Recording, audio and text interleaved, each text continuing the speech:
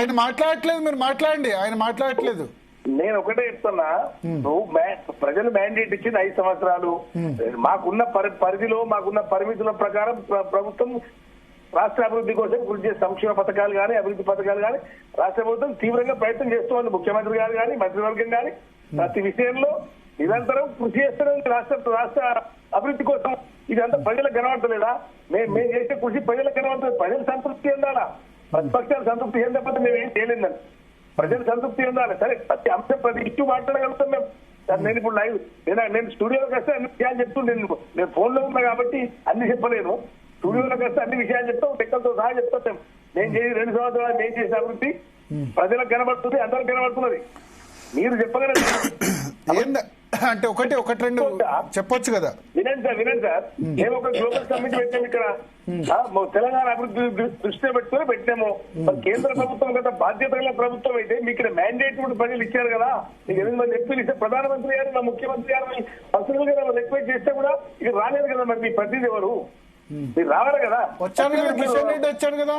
మీరు వచ్చినప్పుడు ప్రధానమంత్రి గారు వస్తే ఈ రాష్ట్రాన్ని ఊతమిచ్చినట్టు అవుతుంది కదా. ప్రధానమంత్రి గారితో అష్యూరెన్స్ ఇస్తే ఇక్కడికి వచ్చి మాట్లాడారు. చాలా మంది ఒకటి ఇక్కడ ప్రధానమంత్రి 4వ తారీఖు ఇన్వైట్ చేసి 9వ తారీఖు రమ్మంటే కష్టం. ఇంకోటి పార్లమెంట్ సెషన్ నడుస్తున్నాయి, మీరు రాంగ్ టైమ్ లో పెట్టుకున్నారు. నా అనాలిసిస్ లో అదే చెప్పాను నేను. ఎంతసేపు అవుతుంది ప్రధానమంత్రి గారికి ఒక 15 నిమిషాలు మాట్లాడిపోవడం? 15 నిమిషాలు అంటే ప్రధానమంత్రి షెడ్యూల్ నెల ముందు ప్రిపేర్ అవుతుంది. అది కాదు సార్. ఒక రాష్ట్ర అభివృద్ధి కోసం రమ్మన్నప్పుడు రావాలా? భరత్ గారు ఒక్క విషయం, అభివృద్ధి కోసం ప్రధానమంత్రి డిప్రెషన్ లో ఉన్నాడు. ఉమేష్ అన్న డిప్రెషన్ లోనే. ఇవాళ నేను అనేది ఇవాళ లోక్సభలో వందే మాత్రం డిబేట్ ఉంది. దానిలో ప్రధానమంత్రి పాల్గొనాలి, అది ముందే డిసైడ్ అయింది. దేశంలో అనేక సమస్యలు ఏంటి మాట్లాడడానికి? వందే మాత్రం డిస్కషన్ ఏముందండి? వచ్చి 10 నిమిషాలు ప్రధానమంత్రి గారు మాట్లాడిపోరా? భరత్ గారు, దేశంలో అనేక సమస్యలు మాట్లాడడానికి. శరత్ గారు ఒక ప్రశ్న వేస్తారట మిమ్మల్ని. చెప్పండి. ఇప్పుడు ఈ గ్లోబల్ సమ్మిట్ అనేది పార్టీ ఎఫేరా లేదా గవర్నమెంటల్ ఎఫేరా? ప్రధానమంత్రిని పిలిచే, సోనియా గాంధీని పిలిచే, రాహుల్ గాంధీని పిలిచే, వీళ్ళందరూ ఒకటే చోట రావడం సాధ్యం అవుతుందా? ప్రైమ్ మినిస్టర్ గారు రావాలి, ఎవరు వస్తే వారికి ఏంది? ప్రధానమంత్రి గారు ఒక దేశంలో ఒక బాధ్యత గల నాయకుడు. అది కదండి. ఒక్క నిమిషం ఉమేష్ గారు, ఎక్స్ప్లెయిన్ చేస్తాను. నన్ను ఒక మాట మాట్లాడియండి. ఈ దేశంలో ప్రధానమంత్రి గారు ఒక బాధ్యత గల నాయకుడు, ప్రభుత్వాన్ని నడుపుతున్నటువంటి నాయకుడు, దేశానికి నాయకుడు. రాహుల్ గాంధీ గారు పార్లమెంట్ లో ప్రతిపక్ష నాయకుడు, ఆయన ఒక బాధ్యత గల నాయకుడు భారతదేశంలో. రాహుల్ గాంధీ గారు అని చెప్పి ప్రధానమంత్రి వస్తలేరా? సోనియా గాంధీ అంతగా రాహుల్ గాంధీ లీడర్ అపోజిషన్ కేంద్రంలో రాహుల్ గాంధీ గారు ఆహ్వానిస్తే తప్పట్లవుతుంది. ప్రధానమంత్రి గారు రావడానికి అంటే ఇంకా ప్రధానమంత్రి ఇది ప్యూర్లీ కాంగ్రెస్ గవర్నమెంట్ కాబట్టి ఇక్కడ కాంగ్రెస్ పార్టీకి పేరు తోటి ప్రధానమంత్రి యుఎస్ఎల్ చూపించడం నేను అంటాను. ప్రధానమంత్రి ఇది పార్టీ అఫేర్ అని మీరు అంటున్నారు. ఇది పార్టీ అఫేర్ కాదు. పార్టీ అఫేర్ ఎందుకు అవుతుంది? ఇది ప్రధానమంత్రి పార్టీ ఆహ్వానించినట్ట, బీజేపీని ఆహ్వానించినట్ట. దేశ ప్రధానమంత్రి గారిని గౌరవించి ఆహ్వానించారు. అది పార్టీ అఫేర్ ఎట్లయితుంది? రాహుల్ గాంధీ గారు లీడర్ ఆఫ్ ది అపోజిషన్ అండి దేశంలో. అదే క్యాబినెట్ ర్యాంకులో ప్రధాన ప్రతిపక్ష నాయకుడు ఇండియన్ పార్లమెంట్ లో. అతను పిలిస్తే ప్రధానమంత్రికి అడ్డంకి ఎట్లా అవుతుంది? ఇంత వివక్ష చూపెడతారు సార్, స్పష్టంగా ఇంత వివక్ష చూపెడతా ఉంటుంది. ఆయన వస్తే ప్రధానమంత్రి వస్తే ఒక ఇమేజ్ జరుగుతుంది, ఆ గ్లోబల్ సబ్జెక్ట్ ఒక విలువ వస్తుంది, అప్పుడు రాష్ట్రానికి మేలు జరుగుతుంది. అప్పుడు బీజేపీలకి ఏ ఓట్ టైం 8 మంది ఎంత ఇది ఆలోచించాలా మనం? ఎప్పుడు సంతృప్తిగానే తీసేట్లా అండి? మీ అభివృద్ధి చేశారు బీజేపీ బాగా మీ రాష్ట్రాల్లో చేస్తున్నారు అభివృద్ధి. మీ అధికారుల రాష్ట్రాల్లో మీ అభివృద్ధి నమూనా ఏంటండి? ఏది మీ అభివృద్ధి నమూనా? మీరు బాగా తెలంగాణకు బాగా చేస్తే జూబ్లీహిల్స్ సభ డిపార్ట్మెంట్ అవుతుందండి మీ కేంద్ర మంత్రి ప్లేసా? అది చెప్పండి, దానికి జవాబు ఇవ్వండి. ముందు దానికి జవాబు చెప్పండి. నీకు ఎక్కడ నైతికత ఉందో? ఏం నైతికత ఉంది?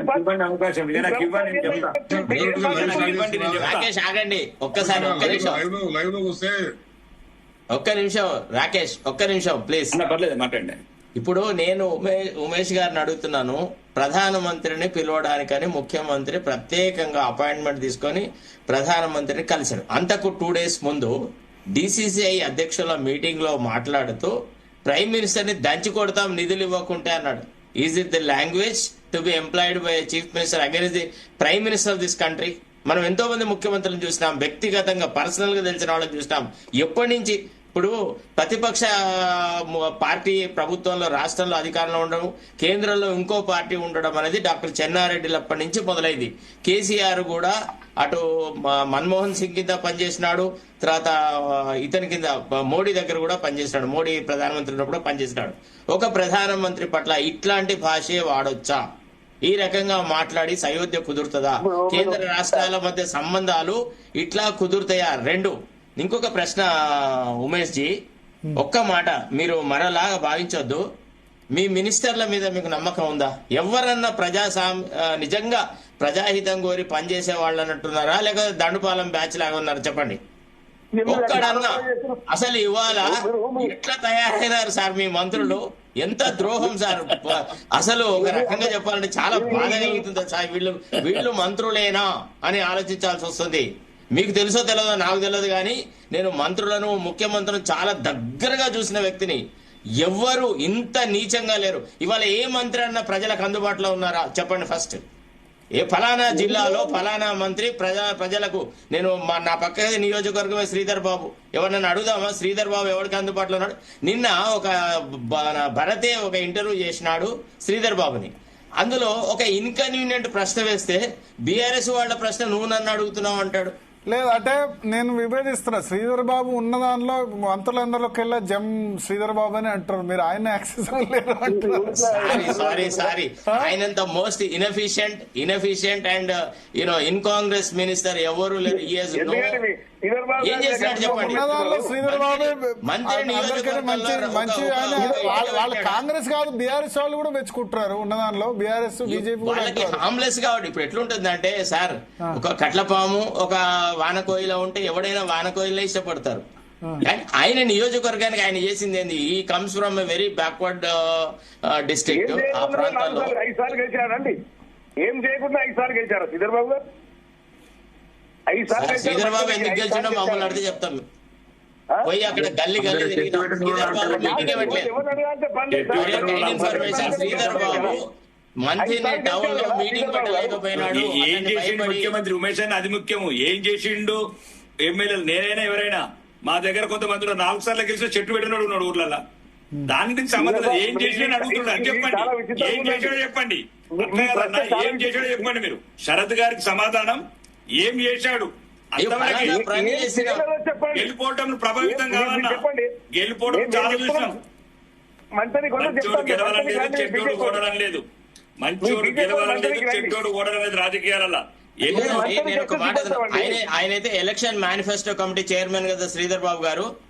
నాకు చెప్పండి, ఎలక్షన్ మేనిఫెస్టోలో కూడా ఏ పేజీ వరకు వీళ్ళ పర్ఫార్మెన్స్ వచ్చింది? జవాబు వినే పరిస్థితి లేరు మీరు.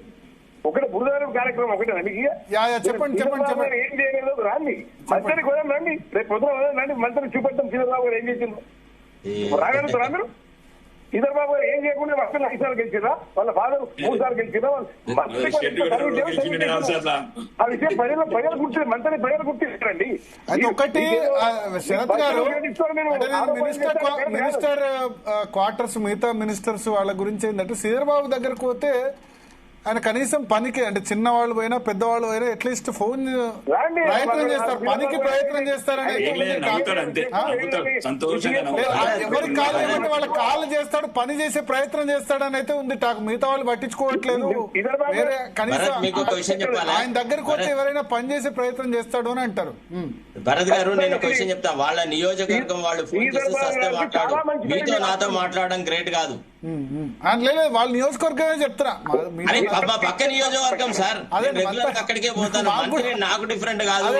మాకు కూడా కొంచెం దగ్గర. మీరు మంత్రి వాడితో ఎవరితోనన్నా శ్రీధర్ బాబు యాక్సెసిబుల్, శ్రీధర్ బాబు ఫలానా పని చేసినాడు, ఫలానా వాడికి సాయం చేసినాడని నిరూపించాడు, మీరు ఏం చెప్తున్నా అది వింటా. ఎందుకు సాయం చేయలేదండి? సాయం చేయకుండా శ్రీధర్ బాబు ఎంత పేరు నాలా మంత్రి నియోజకవర్గంలో 5 సార్లు గెలిచారండి. వాళ్ళ ఫాదర్ 3 సార్లు గెలిచారు, 8 సార్లు గెలిచారు వాళ్ళ ఫ్యామిలీ. ఏంటది ఆ జోక్? 8 సార్లు గెలవడం అంటే బాగారెడ్డి ఎన్నిసార్లు గెలిచినాడు, పి రామచంద్రారెడ్డి ఎన్నిసార్లు గెలిచినాడు సార్? చెప్తారు. గజ్వేలు సైదయ్య ఎన్నిసార్లు గెలిచినాడు? నేనేం చేయకుండా గెలిచిన 3 నెలల గెలిచిన నేనేం చేసిన గెలిపించారు నన్ను ఎన్నో కారణాలు ఉంటాయన్నా ఎదుటివాడు దుర్మార్గుడై ఉంటాడు ఎదుటివాడు రాకేష్ రెడ్డి గారు ఇందుకే నచ్చుతారు ప్రజలకు. రాకేష్ రెడ్డి నేను ఏం చేయకుండా ఏం చేసినా చెప్పాలి. ఏమంటున్నా అంటే రాకేష్ రెడ్డి గారు ఎందుకనే ప్రజలకు నచ్చుతారు, ఎందుకంటే ఆయన ఒప్పుకున్నాను నేను ఏం చేయకుండా గెలిచా 3 నెలల్లో వచ్చి గెలిచిన.